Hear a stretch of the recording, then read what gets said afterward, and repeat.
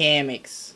If you haven't read the My Little Pony comics yet, you've probably been wondering, are they any good? Are they important? Should I read them? The answer to all of these is absolutely fucking yes. These comics are pure gold. The mainline series features incredibly detailed, gorgeous artwork that's made Andy Price into one of my favorite comic artists. Each arc is paced perfectly, packed with content, and often does a better job telling its story than most episodes of the show. Characterization is completely on point, and characters who don't get enough screen time in the show get more in the comics. They give backstory, explain plots from the show in greater detail, and certain arcs are possibly better than anything the show has ever done. And it's all canon. The comic writers work directly with the show writers to make sure that everything gels perfectly. Most of the issues are packed with Easter eggs and tons of pop culture references, and are allowed to venture into much darker and scarier territory than the show is at liberty to explore. The hand-drawn art style allows the characters a much larger range of emotive expressions, and my god, have I mentioned how fucking great the art and colorization are altogether? I'm telling you all this because, unlike episodes of the show, a significant portion of the MLP fandom hasn't actually read the comics, so for the first time on my channel, I feel the need to give a spoiler warning. If you've been on the fence about the comics until now, but still don't want to be spoiled for them, take my endorsement and go. If you can't find them in stores or online, you can buy electronic versions of them from Comixology linked below. And if you really, truly can't afford the comics or get a hold of them in your area, it may behoove you to dig around in the description of this video. I'll be breaking this video into sections for each arc of the comics, so that those of you who aren't caught up won't be spoiled either, and within those sections, I'll start with more summarizing points before moving into the spoiler territory. There should be extensive annotations in the description to help you navigate the spoiler minefield. The first arc of the main series is the Return of Queen Chrysalis. It's an adventure arc in the vein of a season premiere, and mostly acts as a way of introducing us to the comics with a lot of flair. The story is pretty standard for Pony. The changelings take over Ponyville and kidnap the Cutie Mark Crusaders, so Twilight and friends have to journey to Chrysalis's castle in order to save them. It's simple enough, but the format is tight and perfectly structured. Whereas episodes of the show tend to linger too long at the beginning and end and rush through the midsection of the adventure, the 4-issue structure of this arc allows it to really flesh out each scenario that the characters go through and pack them with great jokes and exciting visuals. Throughout issues 2 and 3, there's a storyline about the changelings turning the main 6 against one another by using their voices to say awful things about each other. And at first, I could have sworn the show had done this plotline already, but it doesn't seem to be the case. The closest things I can think of are the Discord arc and Party of One. I guess it just shows how Pony is kind of predictable in an endearing way. Like, this plot was such an obvious choice that it's shocking it wasn't done already. In any case, it's handled very well in the comics as a way to split the group into 3 separate adventures while creating conflict at the same time. By far the coolest thing about this arc though is just getting to spend more time with and learn more about Queen Chrysalis and the Changelings. We actually get to see what happened to them right after they blasted off from Canterlot and learn a little about how they operate. Chrysalis even gets some hilarious running banter with the Cutie Mark Crusaders at their funniest. Up next is the Nightmare arc, another 4-issue adventure story that would actually have been kind of a letdown if not for the final issue. It starts off with each of the main 6 having nightmares corresponding to their greatest fears, and this time you definitely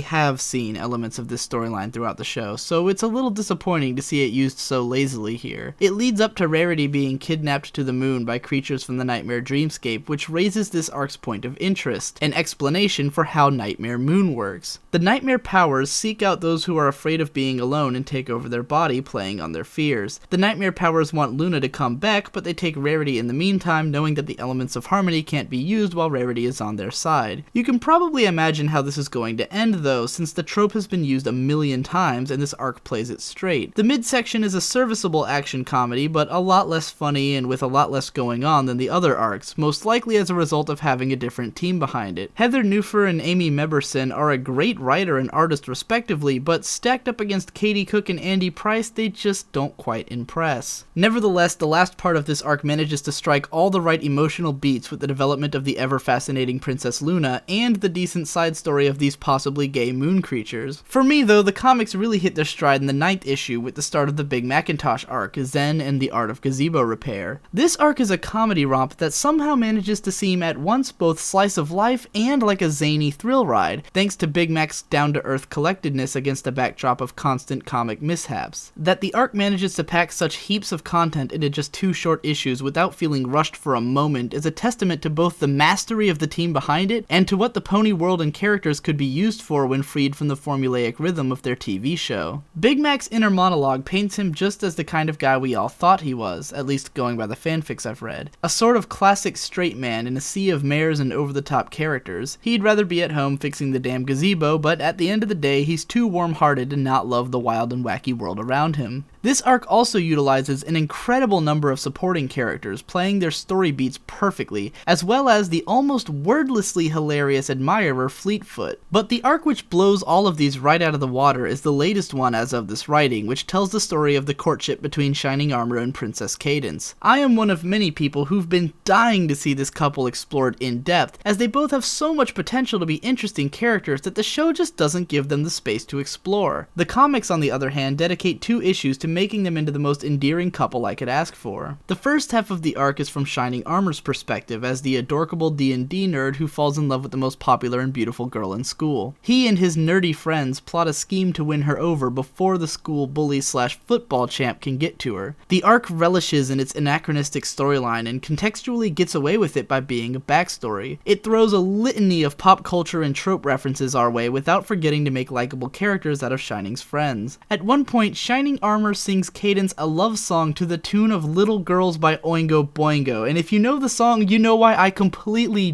died reading it. Then we switch over to Cadence, who points out first some of the embellishment in Shining's story, and then proceeds to tell her bit and continue where he left off. In this rare trope reversal, Cadence reveals that she was helplessly in love with Shining as well, and gets one of the best character bonding moments in the entire series when she comes to a young Twilight for help. By the end of it all, we've got a pony discovering his possible love of drag, Cadence looking way hotter than this pony can handle, and Fancy Pants reenacting When Doves Cry. I mean, what more could you possibly want? While the next arc is still yet to be released, we are far from done. The last 8 months have seen the release of the character-specific micro comics as well, which will wrap up with the 10th issue at the end of this year. These comics all have self-contained stories with different writers and artists for each issue, so they present quite an interesting mixed bag to explore. First up is the Twilight Sparkle Micro, which in my opinion is the only completely skippable issue of the comic. It's about Twilight meeting the female pony version of J.D. Salinger, Jade Singer, haha, and convincing her that someone understands her one published work well enough that she should totally do more. It's trite and boring, and the art style doesn't work for me in the slightest. Next up is easily the most bizarre pony comic out of the bunch, starring Rainbow Dash. The actual storyline is just some fluff about Rainbow Dash fighting an evil rain cloud, but the way it's written is incredibly strange. The dialogue consists entirely of hipster lingo and old pop culture references and is randomly strewn with vocabulary way outside the range of most prospective readers. It also features a sonic double rain boom predating the fan film and beating it out in presentation. Art-wise, this comic is show accurate to the point that I wonder if it was drawn in Flash. Issue 3 features Andy Price and Katie Cook once again, and is unsurprisingly the best of the Micro series comics. It stars Rarity alongside hilarious hippie archetypes Flaxseed and Wheatgrass, whose commune-esque spa she industrializes into a beauty product empire. Rarity is played with the sureness of character that makes all of her episodes great, and the side characters are instantly memorable. One-offs can't really get better than this.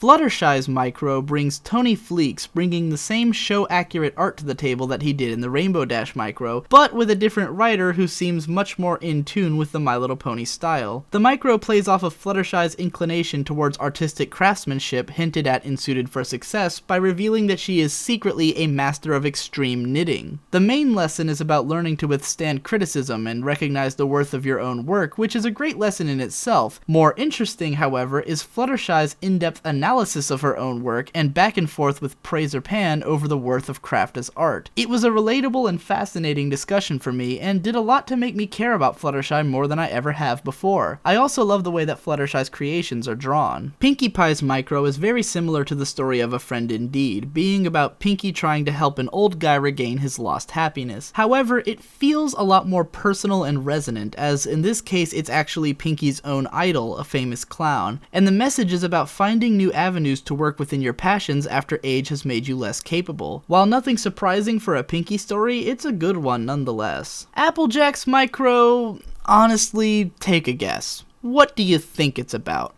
Family, tradition, Applejack being stubborn and working herself way too hard. Of course it's about all of those things. Still, it's a very fun and cute story, and hella more interesting than Apple Family Reunion. It also doubles as an early Christmas special and has its own song in the middle. As much as I'd love to see Applejack do anything other than stubbornly get in over her head for her family's sake, as an AJ fanboy I wasn't disappointed with this one. The Cutie Mark Crusaders Micro is as adorable and adventurous as you'd expect, with a storyline about a mimic that keeps transforming until it finds the form that it stays in for the rest of its life. The CMC draw an obvious parallel between this and Cutie Mark acquisition, so they indoctrinate the mimic into their gang. Most notable about this comic is the sketchy manga-esque artwork, which I was shocked to discover was done by the same crew who did the Pinki Pie Micro. They really look nothing alike, and I've gotta say, I appreciated the adventurous style of this one the best. Lastly, we have the Celestia Micro, which is extremely similar to Family Appreciation Day, but from the perspective of a concerned adult who actually remembers personally how great her senile friend once was. It's actually fairly sobering, especially when you see, though aren't explicitly told, how Inkwell's eye was damaged in a Canterlot war. I could see this story being really emotionally affecting for some, and Meberson shows that while maybe not as amazing as Andy Price, her pony art is still lively and better than most of the micros. Even with all of those wrapped up though, we've still got one more thing to tackle. The 2013 annual comic My Little Pony Equestria Girls. Right off the bat, it must be said, this comic is so many fathoms better than the movie that it's kind of astounding. And remember, I genuinely liked the movie. However, while my reasons for liking the movie mostly involved audio-visual splendor and metatextual hijinks, the comic is more directly involving and outright good. Great characterization, a genuinely interesting plot, and hella style and presentation. The first 8 pages recount the story of Sunset Shimmer's time with Celestia, perfectly as I imagined and hoped that it would, with Cook and Price returning to deliver writing and art. Once Sunset steps through the portal, the artist and writer completely change, and the story takes on a fresh angle as we learn the history of the EQG Main 5 from the perspective of them all sharing their stories on a documentary. Somehow, all 5 stories are emotionally effective, fleshed out, and interesting at the same time, and the characters kind of take on their own life beyond merely being counterparts to the show's main characters. The artwork altogether is kinda weird with on and off moments, but it's totally worth it for the storyline. And that finally covers all of the comics for now. If you're wondering why I chose to simply review these rather than analyze them on a more in-depth level, it's because the comics are fairly straightforward. Most of what makes them interesting and cool is evident on the surface. I wanted to do a video about them anyways though, just to express how great they really are and spread awareness, since so many people don't seem to have read them yet. If there's anything about them you'd like to discuss more in depth, hit up the comment section here or on my blog where you can leave comments as long as you like. Now to get back to pumping myself up for season 4. See ya around!